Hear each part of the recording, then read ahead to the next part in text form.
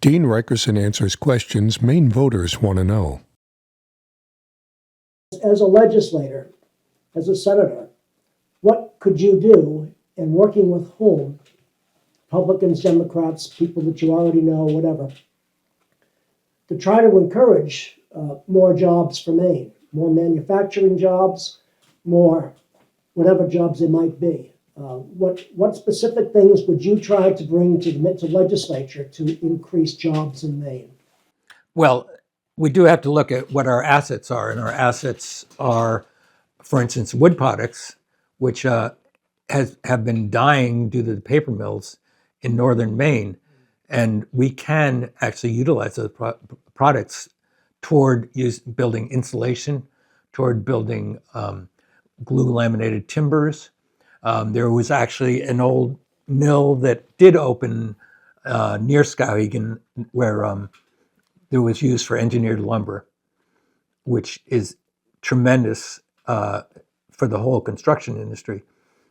We do need a glue laminated timber manufacturing facility because people are going to either Poland or the Midwest to get these forest products, which we have a tremendous asset in Maine, and also our obviously our ocean resources, where lobstermen can also grow scallops, they can grow seaweed, and we can obviously use that industry and transform it into an industry of the future.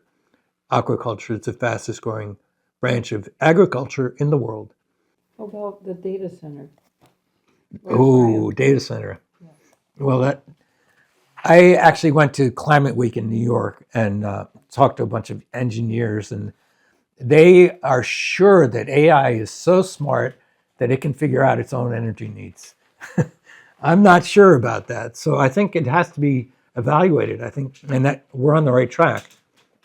As far as the first state to actually declare a moratorium until we really know the influence on our grid, on ratepayers, until we know what are the values of these data centers and what are the detriments. So I've studied the grid extensively on the Energy Committee for 8 years, and the grid is changing a lot with distributed energy resources, with solar, wind, and with the increased consumption of having electric vehicles, heat pumps, and now data centers. So we need to really evaluate that grid, and it also probably shouldn't be a profit-making enterprise for stockholders. It should be really to benefit the ratepayers of Maine. How we do that is a tricky question. We can do incrementally make that possible.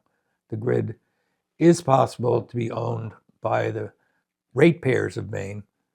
I talked with Peter Mills when he was head of the Turnpike Authority about how a grid could be similar to a quasi-independent agency like the Turnpike Authority, where people, consumers, really do have a stake in it, and they don't have to surrender their rights to foreign stockholders.